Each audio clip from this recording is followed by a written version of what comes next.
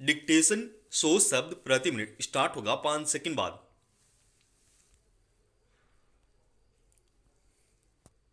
Start. राजनीति में बाहुबलियों के प्रवेश पर रोक लगाने की मांग लंबे समय से की जाती रही है। इसे लेकर कुछ मौकों पर कड़े कदम भी उठाने के प्रयास हुए, मगर हकीकत यही है कि हर चुनाव के बाद संसद और विधानसभाओं में आपराधिक छवि के सदस्यों की संख्या कुछ बढ़ी हुई ही दर्ज होती है। निर्वाचन आयोग ने चुनावी पर्चा भरते वक्त प्रत्याशियों से अपनी संपत्ति के साथ साथ आपराधिक मामलों का ब्यौरा भी देने का प्रावधान बनाया। इससे लगा था कि राजनीति में आपराधिक छवि वाले लोगों की पेट रुक जाएगी, मगर वह नियम बहुत कारगर साबित नहीं हुआ। सर्वोच्च न्यायालय ने कहा कि अगर कोई राजनीतिक दल ऐसी छवि वाले किसी व्यक्ति को चुनाव मैदान में उतारती है तो उसे बताना होगा कि उसने उसे ही क्यों चुना। क्या उसके पास उससे बेहतर कोई प्रत्याशी नहीं था? मगर यह नियम भी बहुत बाध्यकारी साबित नहीं हुआ। इसका नतीजा है कि न केवल बाहुबली बहुत आसानी से राजनीति में प्रवेश पा जाते हैं, बल्कि चुनाव जीतने के बाद भी अपने बाहुबल का प्रदर्शन करने से गुरेज नहीं करते।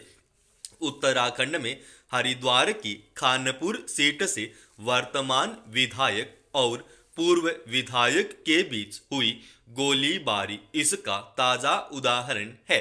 बताया जा रहा है कि पूर्व विधायक और मौजूदा विधायक के बीच कुछ समय से सोशल मीडिया पर तीखी नोकझोंक चल रही थी।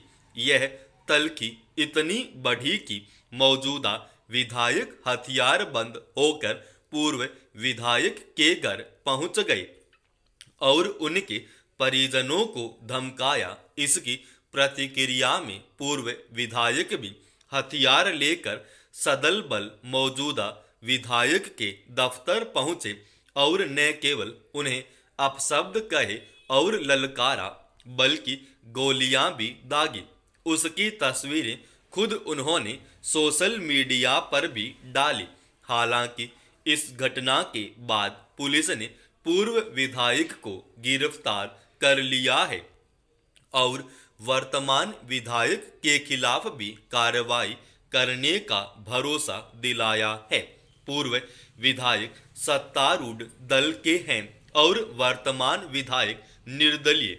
यह भी बताया जा रहा है कि करीब 5 साल पहले भी पूर्व विधायक ने ऐसी अशोभन हरकत और गाली गलौच की भाषा का इस्तेमाल किया था। उसके बाद पार्टी ने उन्हें निलंबित कर दिया था, मगर बाद में उन्हें फिर पार्टी में जगह दे दी गई। ताजा घटना इसलिए चिंता का विषय है कि जब जनप्रतिनिधि खुद सोशल मीडिया पर इस कदर तल्ख टिप्पणियां करते हैं कि उससे गोली चलाने जैसी उत्तेजना पैदा हो जाती है, तो वे किसी गंभीर समस्या को सुलझाने में कितने संतुलित व्यवहार कर पाते होंगे। राजनेता का आचरण बहुत मायने रखता है। उसके व्यवहार का अनुकरण उसके समर्थक भी करते हैं। अंदाजा लगाना मुश्किल नहीं कि दोनों विधायकों के नीचे की कतार के नेताओं कार्यकर्ताओं पर क्या असर पड़ा होगा। वे भी कभी ऐसा व्यवहार नहीं करेंगे, इसकी क्या गारंटी। अक्सर सत्ता पक्ष के नेता इस भरोसे के साथ हिंसक व्यवहार करने से नहीं हिचकते कि कानून के शिकंजे से वे अपनी आसानी से निकल जाएंगे।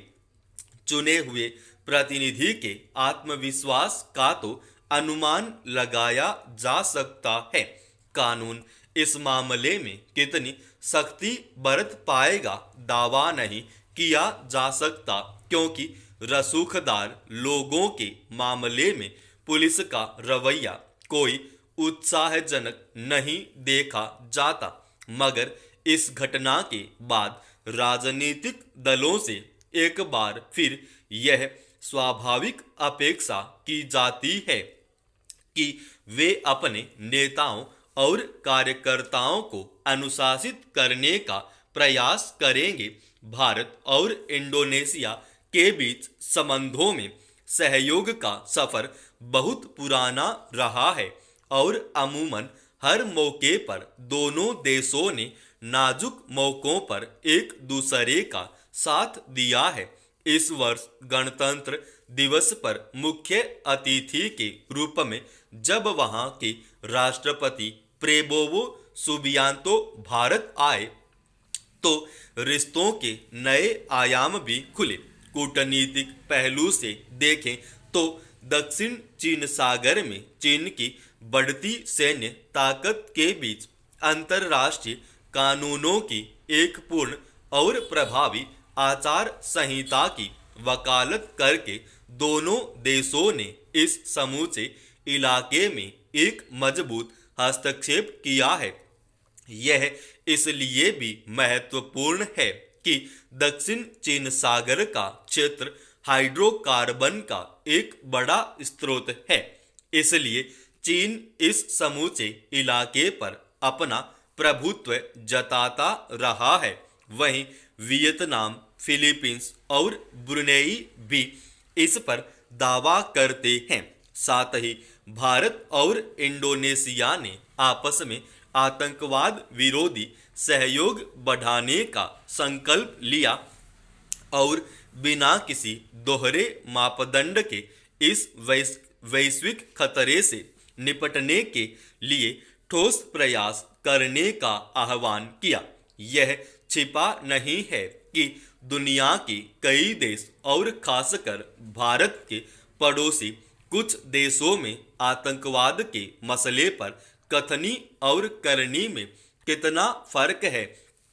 ऐसे में आतंकवाद के खिलाफ मोर्चा लेने के संदर्भ में भारत के साथ इंडोनेशिया का मुखर होना अहम है। साथ ही सांस्कृतिक सहयोग, पारंपरिक चिकित्सा, स्वास्थ्य, डिजिटल विकास और समुद्री सुरक्षा के मामले में कई सहमति पत्रों पर भी हस्ताक्षर हुए और रक्षा के मोर्चे पर भी सहयोग को मजबूत करने की घोषणा हुई।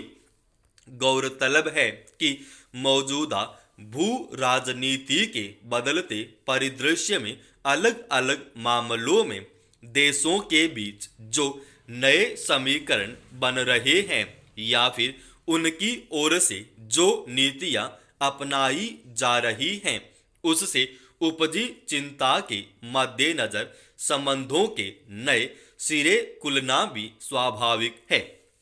हालांकि इस संदर्भ में मौजूदा दौर में जैसे समीकरण बन रहे हैं, उसके अनुकूल ज्यादा साहस के साथ ठोस पहल की जरूरत है।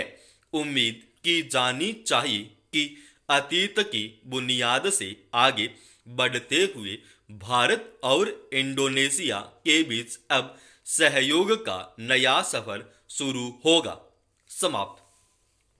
दोस्तों, रोजाना ऐसी एडवांस डिक्टेशन के लिए इस चैनल को आप अभी सब्सक्राइब कीजिएगा और आज के इस डिक्टेशन का पीडीएफ फाइल हमने हमारे Telegram channel study with HP Swami पे डाल दिया है और उसका लिंक इसी वीडियो के डिस्क्रिप्शन में डाल रखा है।